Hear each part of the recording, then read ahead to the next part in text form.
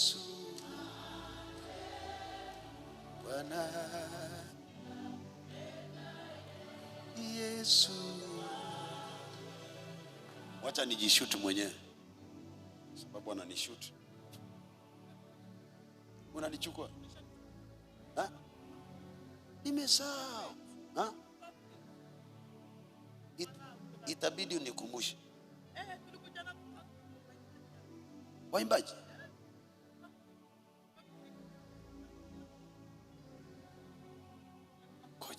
Ngoja nifikirie. Wewe Ezekiel Pole, akina Felix wako wapi? wako Kongo. Wanafanya nini? Wako hako tu. Mimi nakuja. Nimesema sitarudi kama sijafika nyumbani mwa baba. Ila nikuone tena, natamani kabisa. Hawa ni waimbaji na wachezaji ambao nilikuwa nao, walikuwa wanacheza music ni kama inaongea. Wakati wote tulikuwa tunaimba sifa pia. Tukiimba. Wanafanya nini sasa? Huu mwingine ameshaenda Bunia, wanapiga tu muziki. Inawasaidia? Unajua huko kwetu wako hapo tu. Wanangana tu hapo. Tutaongea sasa. Haya baba. Tutaongea tuzungumuze. Haya baba. Kuongea tuzungumuze. Habari ya Kongo. Kongo tuko iwa vita. Tulikuwa kule Majaoni. Umekuja huku ukaona unapotea. Huko ni wapi? Nimekuja. Kuna kitambo nilikuja wakaniambia wewe pia umeenda Kongo Kogoma. Nilikuja hapa. Wakati nilikuwa Goma. Wewe ulikuwa. Alafu nimekuja tena nimesema sirudi kama sioni baba. Naondoka Mande, alafu nikasema naenda huko Mavueni. Sitapotea na nimeingia. Ulikuwa umeenda Majaoni? Nikafika huko wakasema baba ameshaenda Mavueni. Nikasema ndachukua hapo gari yatanifikisha Mavueni. Nakuja nafika hapo station nasema mnipeleke kwa Pastor Ezekiel. Nachukua bodaboda. Nakuja nikifika hapo geti nikaona nio hapa. New life haipotei. Jamani, si wiki ijayo hata na wewe mtoto wako apokee roho kama ya huyo. Wakati huo wakiimba hapa hauko Ezekiel, hakuna mtu hata paka yako haingenipokea. Walikuwa wanaimba wakati kulikuwa na binti aliyepona mifupa, alikuwa amevunjika hivi. Yaani ukishika mkono hivi mifupa yake imevunjika. Hivi imevunjika. Angeweza kuinuka. Mungu alikusanya hizo mifupa ambazo zimevunjika huku. Yaani alikuwa na ugonjwa ambao mifupa yake inavunjika yenyewe. Na anatembea. Na akasema, "Pastor, nilikuwa natamani kukuona tu. Nilijua nikikuona tu huyo Mungu ataniponya." Mifupa yake ikaungana, akaanza kucheza. Tulisahau. Sasa hao wakaanza kucheza solo guitar. Nilisahau nilikuwa naombea watu, tukaanza kuimba sisi. Kile kilikaa ndani yake tangu wakati huo akijawahi ondoka hadi leo.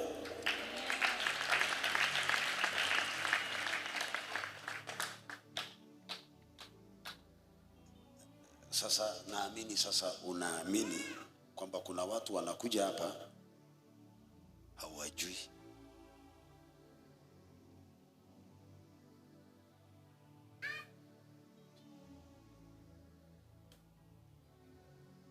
Majaoni wakati hujui huyu mtu.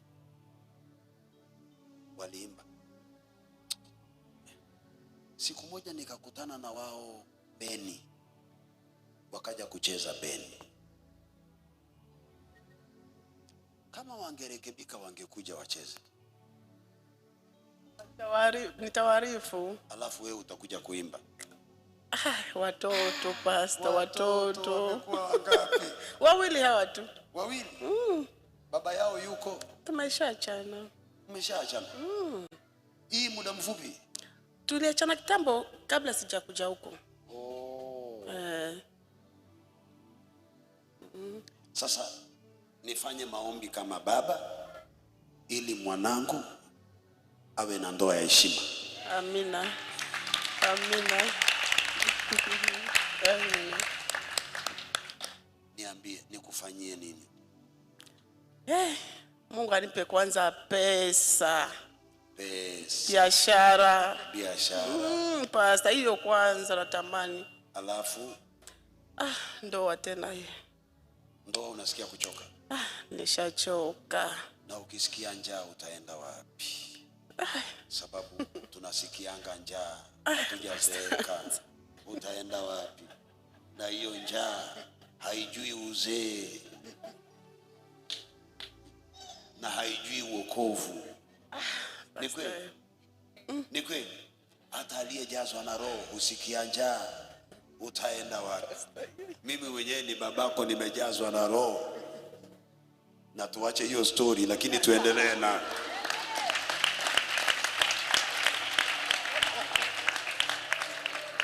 nikihisi njaa najua mahali ninaenda. Wewe ukisumbuliwa na njaa utaenda wapi? Hiyo ndio tatizo. Unajua ni kwa nini? Hakuna haja tufanikiwe hapa na tukose ufalme wa Mungu. Hakuna haja. Alafu mtoto wangu, mimi babako nitakwambia ukweli.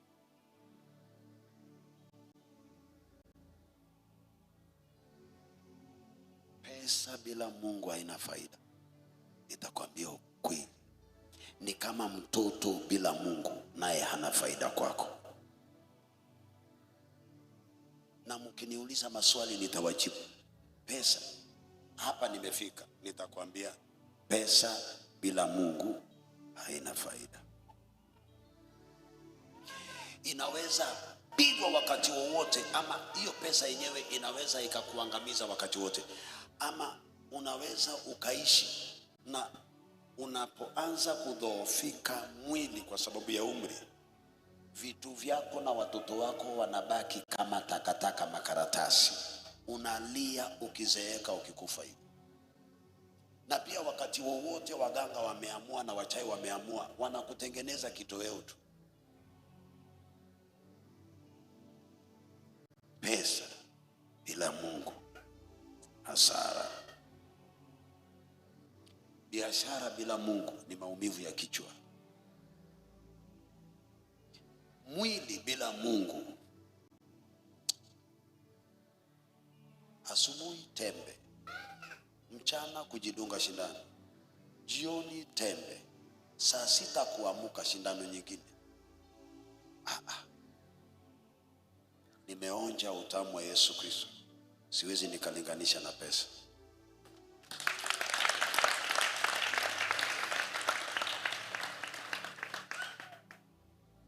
Niongee kama mwinjilisti.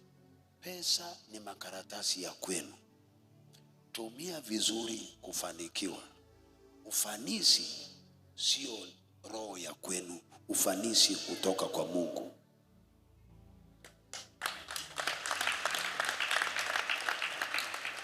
Na kama franka, inaitwa franka. Kama franka haiwezi kukusaidia, dola itakusaidia. Lakini mtoto wangu, niongeleshe yote kabisa. Tunajua pastor, wakati tuliachana na mume wangu, mimi mwenyewe na watoto wangu na nangana na watoto wangu hao wawili, nafanya biashara kidogo kidogo tu, kama huku nakuja uza dera na hapo naenda kununua huko kwetu Kongo. Ndio maana nasema Mungu anisaidie hata niwezeshe, kwani hapo tena siwezi. Watoto shule kwetu huko vita, yani mambo yamekuwa kabisa mabaya. Lakini jambo ni hili, watoto hawa si wako.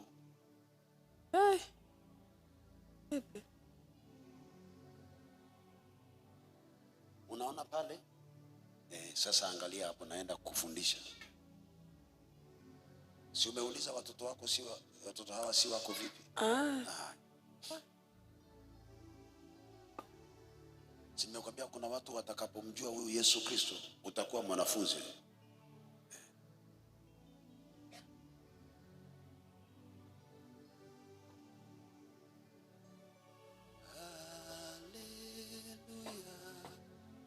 Ninakupenda Yesu. Amen. Si mtutumanie Angela Chibalonza mwingine.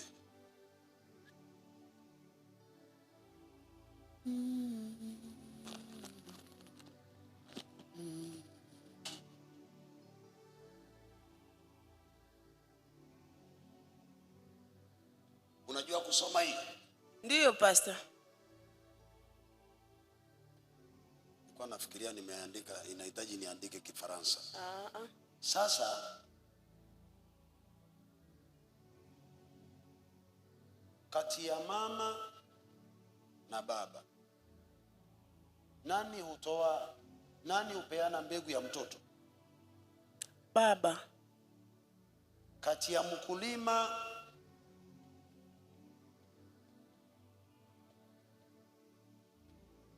na shamba, nani hupeana mbegu? Mkulima.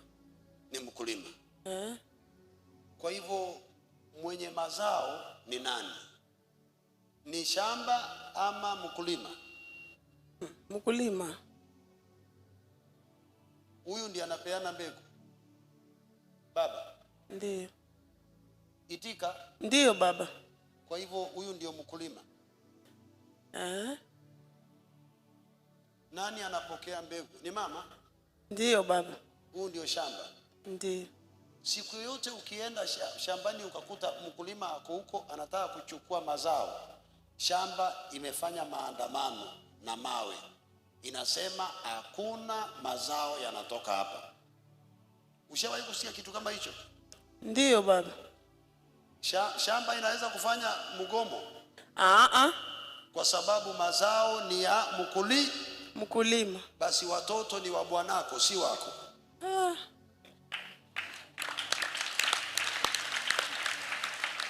Mume, okay. Wewe unaitwa nani? Perfect. Nani? Perfect. Perfect. Hai.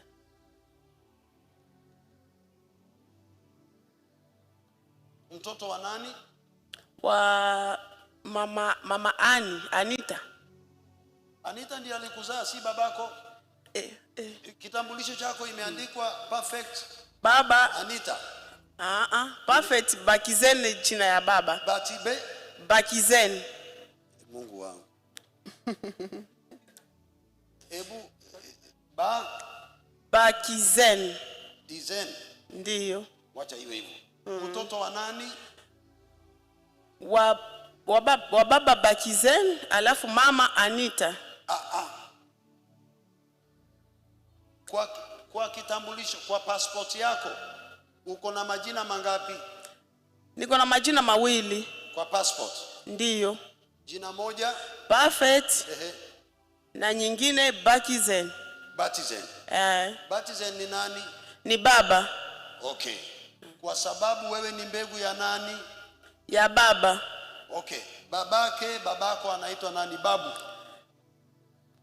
Babu yako anaitwa nani? Babu ameitwa Banakabu. Bana nani? Banakabu. Banakabu. Si ni kavu? Kabu. Nyinyi. Si ni kabu, amesema kavu gani? Haya.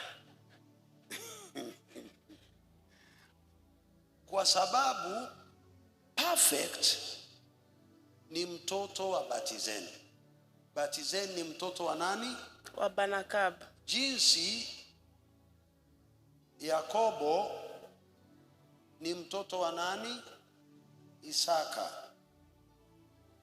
Mtoto wa nani? Abraham.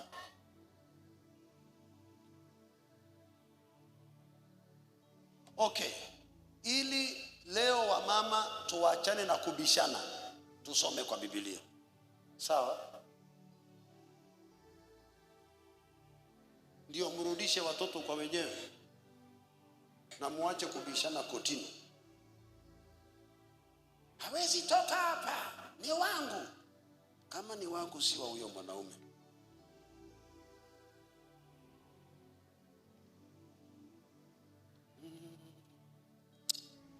Sahi hata mawakili wako hapa kwa ibada.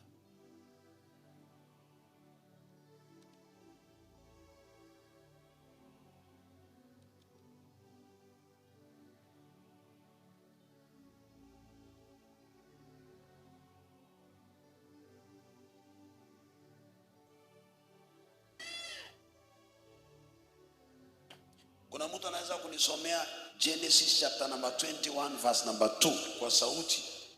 Soma pamoja na ujeuri. Na usome kwa Kiswahili. Nani yako na Biblia ya Kiswahili?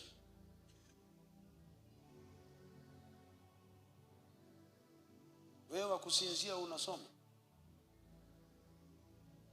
Kuna mtu ako na Kiswahili kabla sijaenda kwa yule wa kusinzia? Inasemaje?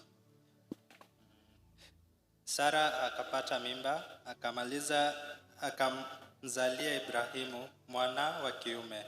Rudia. Sara akapata mimba, akamzalia Ibrahimu mwana wa kiume. Kwa hivyo Sara hakuzaa, alimzalia mtoto si wake. Sara akapata mimba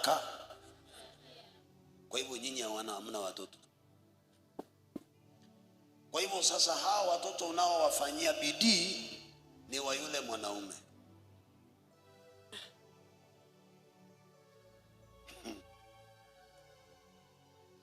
Anatingisha kichwa. Umeelewa sasa mwanangu? Nimeshaelewa sasa baba. Hawashughulikii sasa hapo mimi nini? Hawashughulikii hata kyokyote, ni mimi peke yangu na nimeshateseka nao. Sasa si unamsaidia mwenyewe?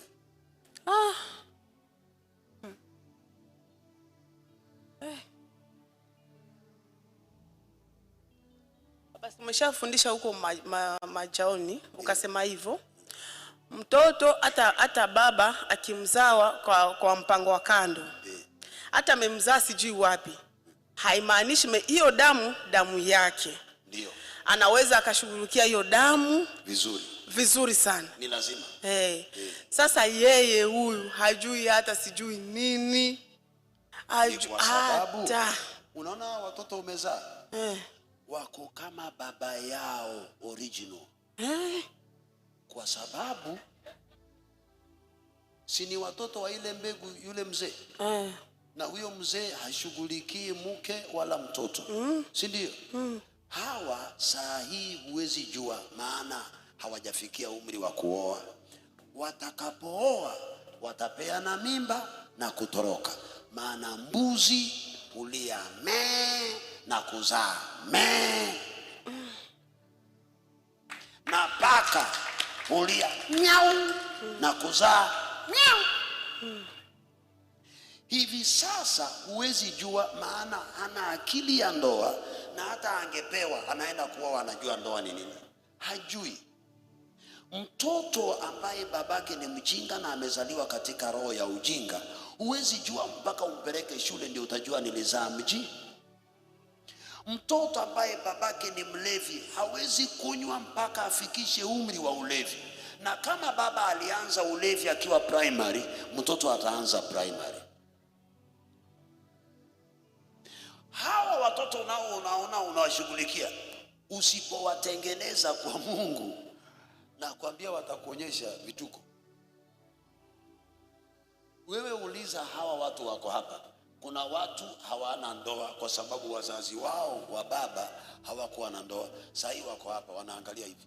Ngoja nikufundishe kitu fulani, hii usikasirike.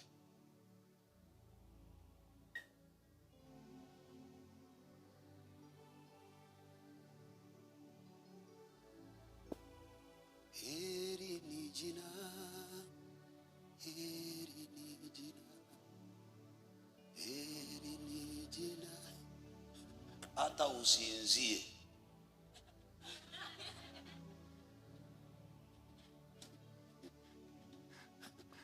Anashtuka kama pepo ambayo inakemewa. Hili ni jina la Yesu. Haleluya.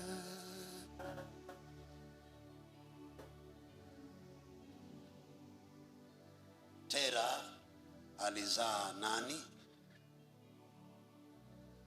Tera alizaa Sara. Akazaa nani? Abraham. Akazaa nani? Nahor.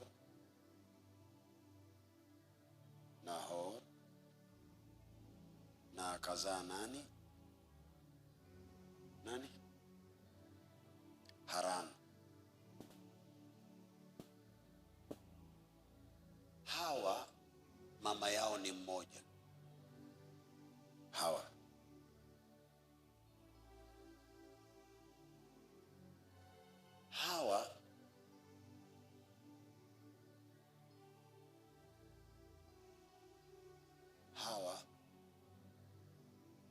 leo nitakutafutia ndugu ya huyo.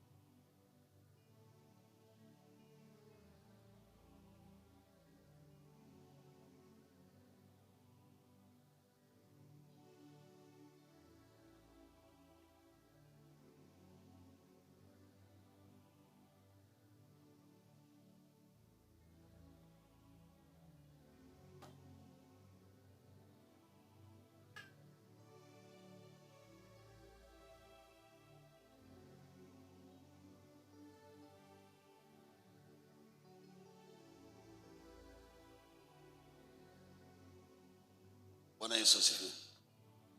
Nimemkosa.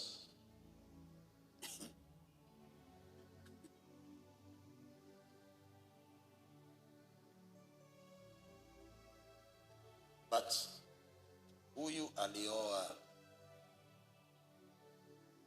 Milka.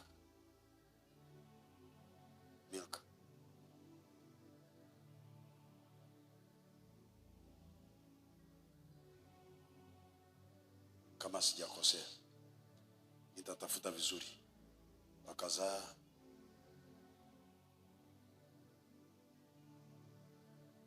Rebeka.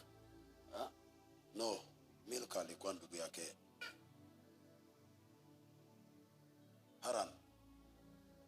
Haran, yes.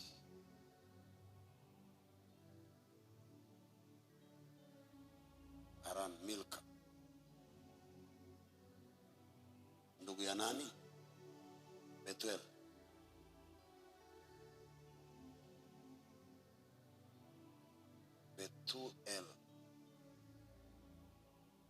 Betuel akazaa nani?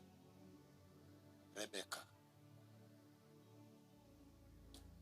Sawa.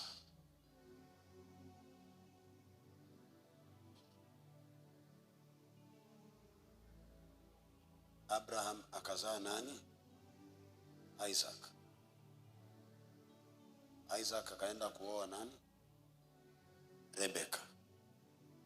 So Isaac akawa na Rebeka. Wakazaa nani? Jacob. Jacob akaoa nani? Lea. Lea akazaa nani? Juda.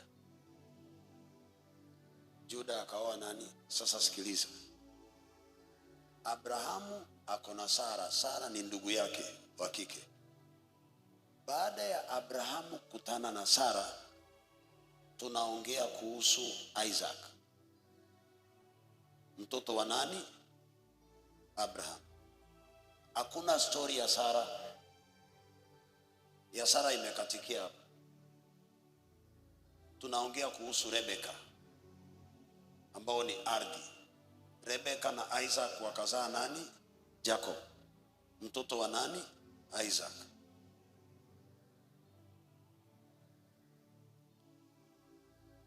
Hakuna story ya nani? Rebeka. Hiyo pia imekufia hapo. Tunaongea kuhusu Jacob. Jacob akaoa nani? Lea. Lea akazaa nani? Juda. Juda mtoto wa nani? Ya Lea imeishia wapi? Kwa hivyo the line of a woman huwa inaishia hapo akizaa, because the seed is from a man.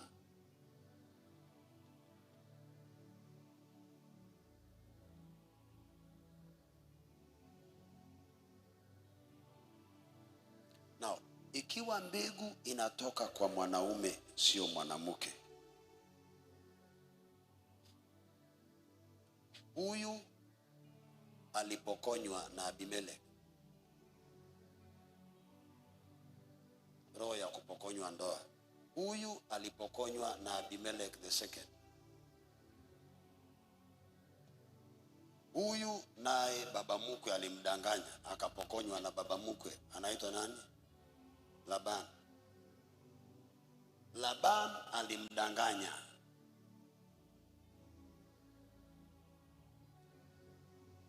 Isaac alidanganya Abimelech kuhusu ndoa, akasema dadangu. Abrahamu alidanganya Abimelech pamoja na nani? Na Farao. Alidanganya,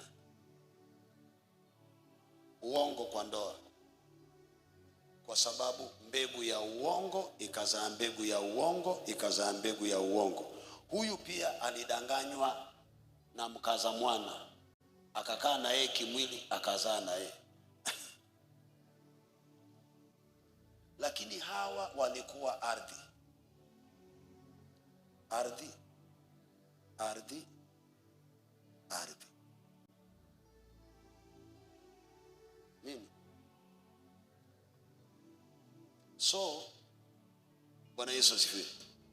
Mwambie mwanamke kwamba watoto wale amekimbia na wao kwa sababu huyo mwanaume ni mlevi, amekimbia na mitungi ya pombe, aende azichimbe karibu na mto, awe anatengeneza pombe akigawia watu.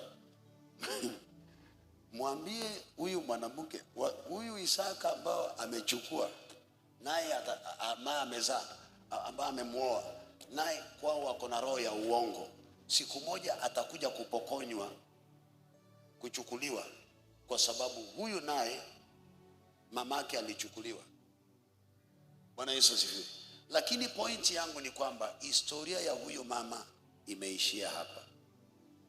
Historia ya maisha ya huyu imeishia hapa. Historia ya maisha ya huyu. Kwa hivyo huyu ni mbegu ya nani? Rebeka ni mbegu ya nani?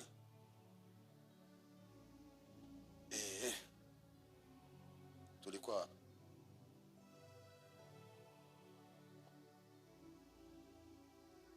Rebeka kwa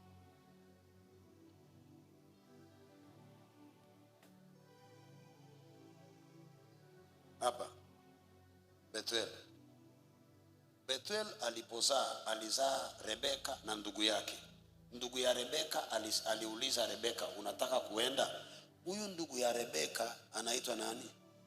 Laban. Yakobo akaenda kuoa kwa nani? Kwa Laban. Historia ya Rebeka iliisha hapa.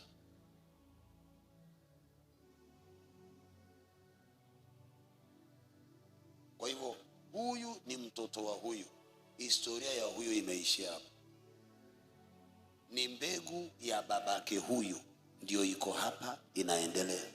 Huyu chapter yake aende mbinguni mahali alitoka. Mbona tunakosana mko na maswali kama hizi? Tuanzie hapa, tuanzie. Wewe ndio umesema pastor, niko na swali.